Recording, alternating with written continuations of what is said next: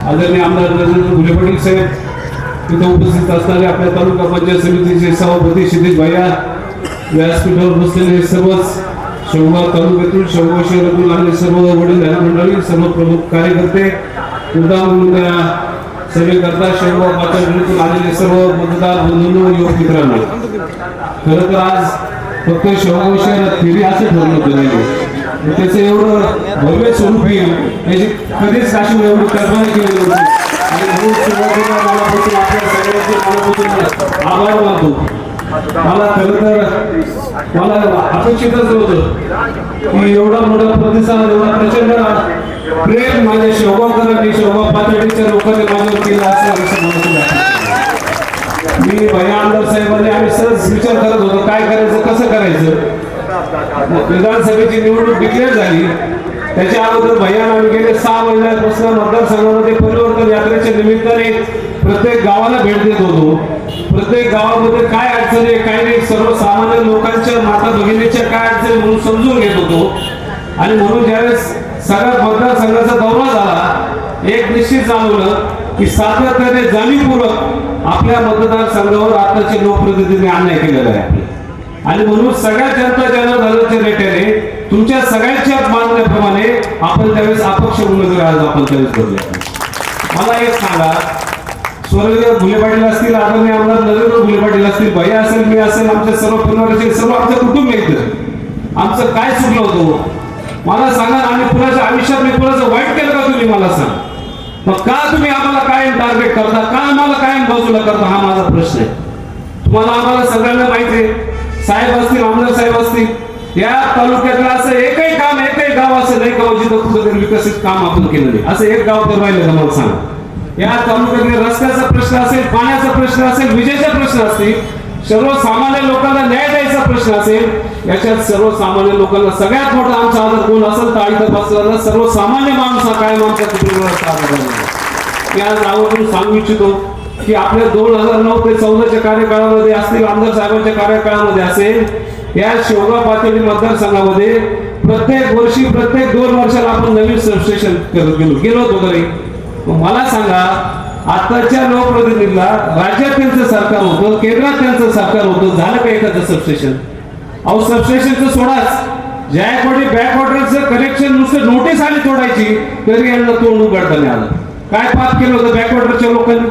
म्हणजे तुमचे कनेक्शन कुठल्या तरी चालतील, परंतु तिकडं आमच्या जायकवाडीच्या MIDC मध्ये तिकडं दारूच्या कारखान्याला तिकडं कनेक्शन पाणी गेलं पाहिजे, अशा पद्धतीचा त्यांचा स्वभाव.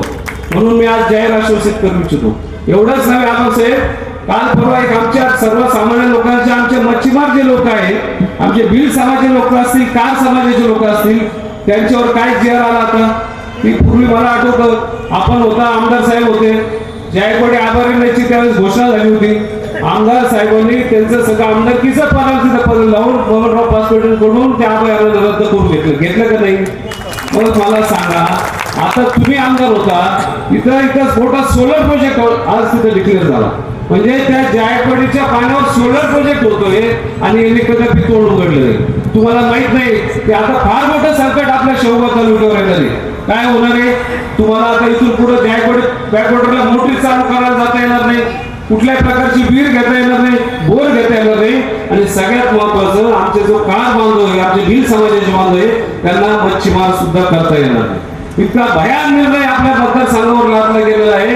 आणि म्हणून हा जीआर रद्द करण्याकरता तुम्हाला आम्हाला आता आवाज उठवावा लागणार आहे. आणि तो निश्चितच आपण येत्या 20 तारखेला किटली समोरचं बटन दाबून आपण कशा पद्धतीने काम करावं अशा पद्धतीने अपेक्षा करतो. दुसरी गोष्ट आवर्जून सांगितली पाहिजे, शेवगाव पातळीमध्ये आम्ही फिरत होतो.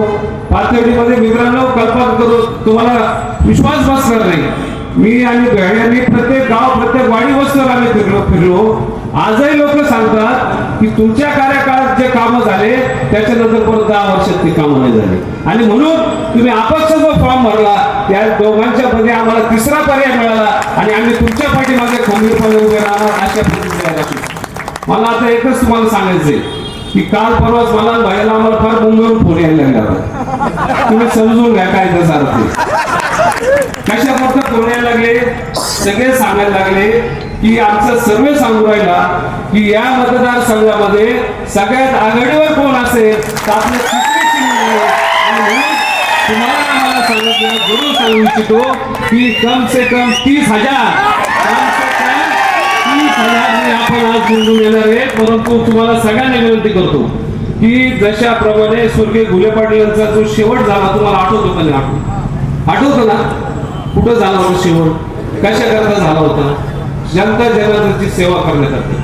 उद्या मी असेल, आमदार नरेंद्र घुले पाटील असेल, भैया असेल, आमचा सुद्धा शेवट असंच होणार आहे. फक्त तुमच्याकरता आमचा जीव जाणार एवढं मी आज जाहीर करतो.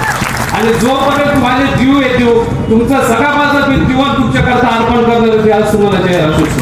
फक्त एकच विनंती करेल, इलेक्शन आपण जिंकले, फक्त आता शेवटचे 48 तास आहे. मेहरबानी करतो, हात जोडून विनंती करतो, गाव सोडू नका. कारण हे आपलं शेवटचं इलेक्शन आहे, माझ्या आयुष्यातलं शेवटचं इलेक्शन आहे. तुम्हाला आम्हाला माझ्याकरता एक करावंच लागणार आहे, मला 100% खात्री आहे. आणि मला खात्री आहे एकदा शेवगावच्या माणसाने तरुणाने ठरवलं तर 100% विजय आपला ठरलेला असतो. अगदी गायकवाड जळगावपासून ते निम्मे नांदूरपर्यंत संपूर्ण मतदारसंघात माझी सगळ्यांना विनंती की आता आपलं हे तुमचं आमचं जितीचं इलेक्शन आहे. आपल्या स्वाभिमान शेवगाव तालुक्याचं मातीचं स्वाभिमानाचं इलेक्शन आहे. आणि जे ते तुम्ही सगळ्यांनी आतापर्यंत हातात घेतलं याचं तुम्ही आता 20 तारखेला किती समोरील बटन दाखवून आपलं जो यश आहे, जो आपला स्वाभिमान आपल्याला संपूर्ण राज्यात दाखवून द्यायचा तो निश्चितच आपण दाखवाल अशा पद्धतीची अपेक्षा व्यक्त करतो.